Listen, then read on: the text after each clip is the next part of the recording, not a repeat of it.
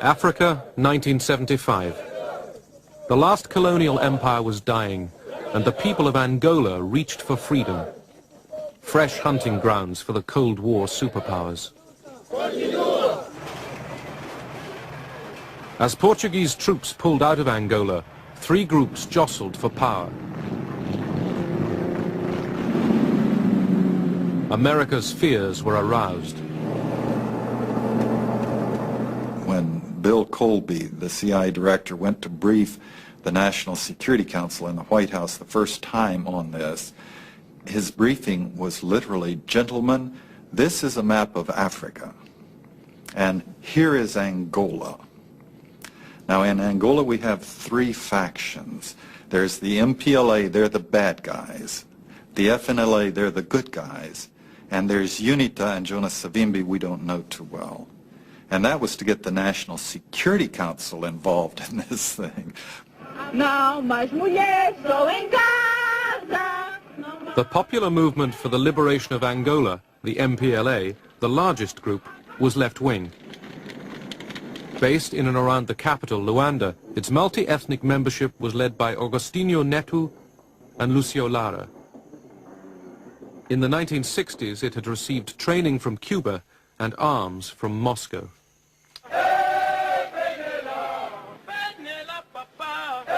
The National Front for the Liberation of Angola, the FNLA, operated largely in the north of the country. Its leader, Holden Roberto, a strident anti-communist, had close links with neighboring Zaire, which supplied him with outdated American arms.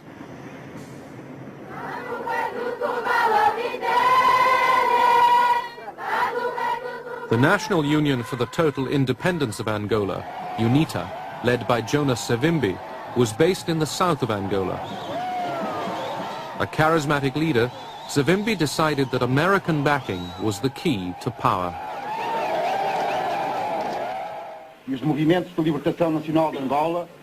At Alvor in Portugal, the three rival groups got together. They agreed on arrangements for independence and elections. The United States scotched that, absolutely. Our solution was the CIA, without approval from the National Security Council, delivered $300,000 to Holden Roberto and ordered him to send his people into northern Angola. We weren't worried about receiving American aid. We knew that the Soviet Union was supporting the MPLA, and we had no possibility of countering that. Secretly channeled through Zaire, American money helped pay for Roberto's war on the MPLA. His side was always the bloodiest, the most violent. They went down and promptly killed 15 MPLA political activists. And from that time on, it was all cast, you know, the fate of Angola was cast, it was written in blood.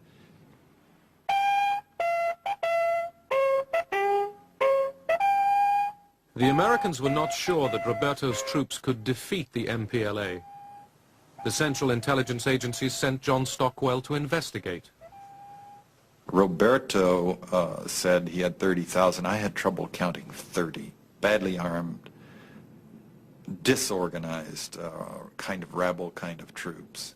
And he was a cocktail party cowboy. He'd spent his whole career politicking in Kinshasa. He knew nothing of military operations or logistics or organization. Then Stockwell went south to UNITA's headquarters.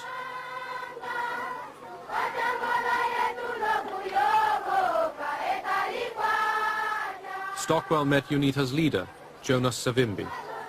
I found a different kind of a revolutionary. He'd spent the entire time inside Angola, 20 years. He had led the guerrilla fighting himself. Whatever the consequences, whatever the results, we will continue to fight because we don't want to be slaves of Russia in Angola, in our own country. America was now backing two of the three independence movements.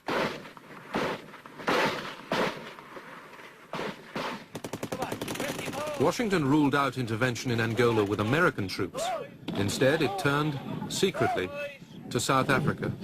The United States at the highest level requested assistance, or rather requested South Africa to go in and assist UNITA. We did maintain a position of disapproval of apartheid. But on the other hand, the South African government was extremely powerful. Suid-Afrika was in 'n posisie van isolasie. South Africa was isolated. Although it was done secretly, it was good for South Africa to be cooperating with a big force like the USA, even though it was clandestine. There were many people in policy-making positions in the Department of State who were essentially willing to have a funny, ambiguous relationship with South Africa. The focus was on Soviet penetration and the possibility of the Soviet Union using unstable situations in Africa to benefit itself, to take root and foment trouble. They were afraid of the MPLA. They called us communists. The South Africans were terrified of the MPLA. They didn't have that terror of the FNLA or UNITA. They were allies.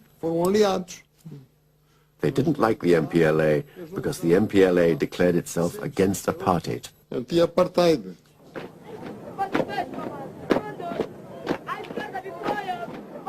In Luanda, the MPLA was staging parades. In the countryside, it was losing control. We were alone, poorly equipped, poorly trained, poorly armed. We requested help from the Cubans to help us resist that aggression. Keen to show leadership in the developing world, Cuba sent 400 military instructors to Luanda. Moscow hadn't been consulted.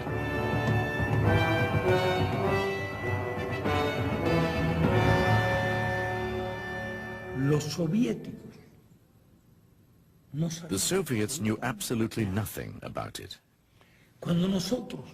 We took the decision because of our long-standing relations over many years with NATO and with the independence movement in Angola.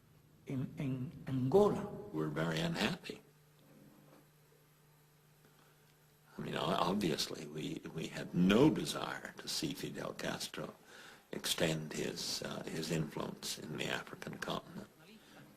Our government in Washington perceived Fidel Castro as a Soviet proxy. We thought, with respect to Angola, that if the Soviet Union could intervene at such distances from areas that were far from the traditional Russian security concerns, and when Cuban forces could be introduced to distant trouble spots, and if the West could not find a counter to that then the whole international system could be destabilized. It was a question of globalizing our struggle vis-à-vis the globalized pressures and harassment of the US. In this respect, it did not coincide with the Soviet viewpoint. We acted, but without their cooperation. Quite the opposite. There were criticisms. So? North of Luanda, Holden Roberto's FNLA troops were heading for the capital. They wanted to seize it before Angola's Independence Day. They had high hopes of success. We actually had a celebration party in the CI headquarters in Washington. We expected the news by the end of the day that we would have captured Luanda. Led by Cubans, the MPLA troops halted Roberto's advance.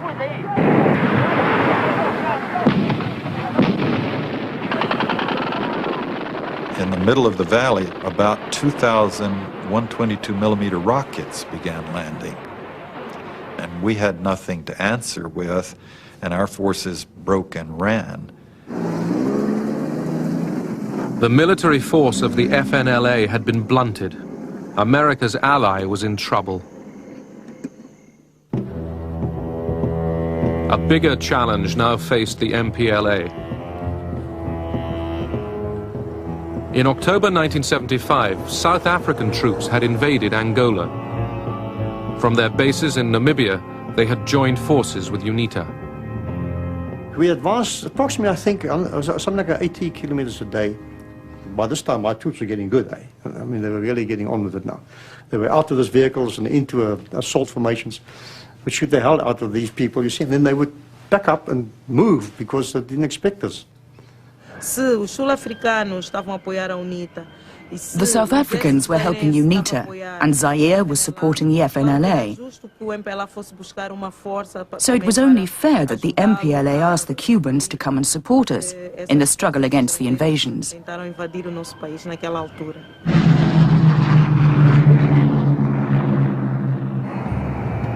Just 2 days before independence, thousands of Cuban combat troops began arriving in Luanda. In Moscow, this was greeted without enthusiasm. It was only when the Cubans had landed that we got involved, because the Cubans kept asking us for help.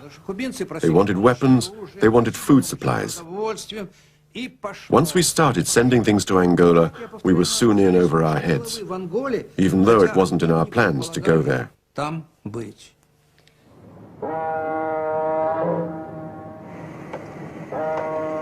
Moscow began shipping hundreds of tons of arms, tanks and missiles direct to Luanda.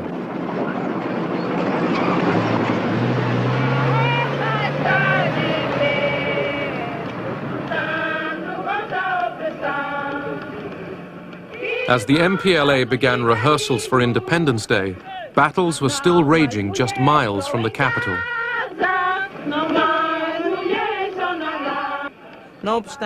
In spite of that, it was important for us to proclaim independence, and we did so.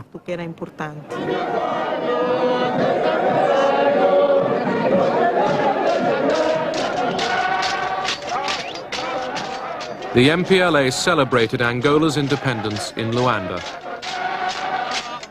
Its enemies had failed to take the capital.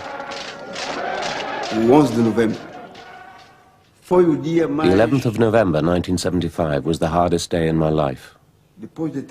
I remembered the 14 years I'd been fighting.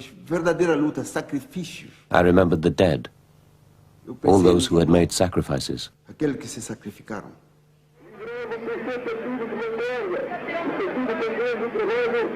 Agostinho Neto greets the Soviet ambassador. The MPLA was recognized as Angola's government by the Soviet Union, Cuba, and most of Africa. Its fight against South African troops gave the MPLA political credibility. South of Luanda, the Cubans prepared to end the South African advance. It was a decisive battle, because if they broke our defense, it would be very difficult then to stop them getting to Luanda.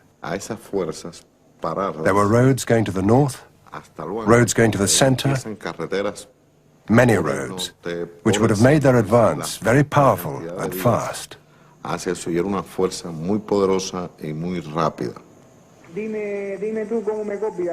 The Cubans were ready, waiting. Angola would have been lost. Mobutu's troops were close to Luanda. The South Africans had penetrated over 1,000 kilometers. They were close to Luanda.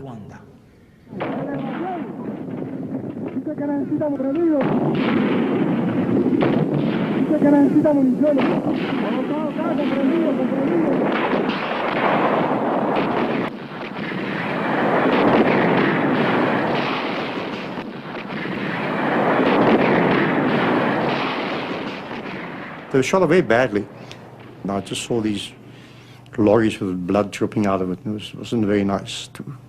And then to go and investigate, and for the first time to see they're actually your own troops It wasn't very nice at all.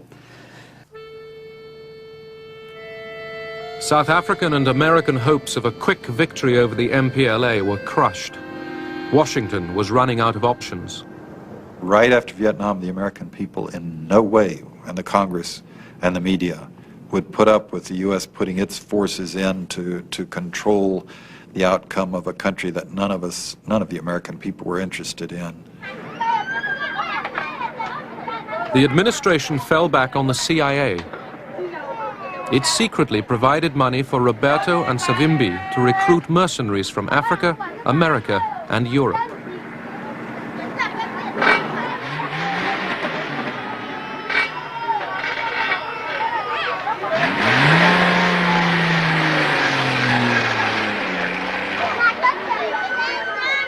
We did kill when we had no particular reason to. We tortured to achieve information that they probably didn't have, and this was not captured enemy soldiers. These were probably just local civilians.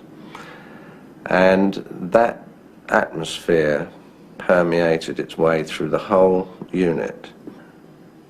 We were just a loose band of bandits with a very dangerous leader and a few associates. Among the mercenaries, there were some very fine soldiers. Callan, for instance. I've seldom seen such a good soldier. He had phenomenal courage.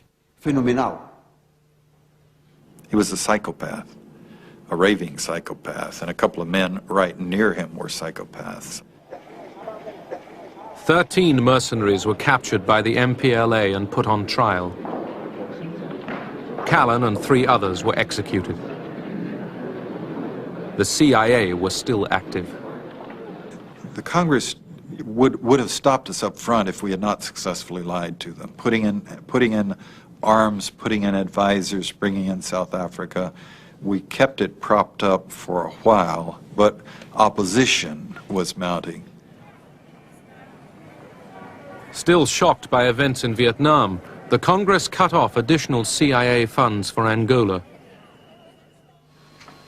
This abdication of responsibility by a majority of the Senate will have the gravest consequences for the long-term position of the United States and for international order in general. A great nation cannot escape its responsibilities. I want to make it perfectly clear that neither the international community at large nor any particular state will dictate to us what the contents of our political program should be. The world must take note and never forget that we are not a nation of weaklings. We do not desire it and we do not seek it, but if we are forced to go it alone, then so be it.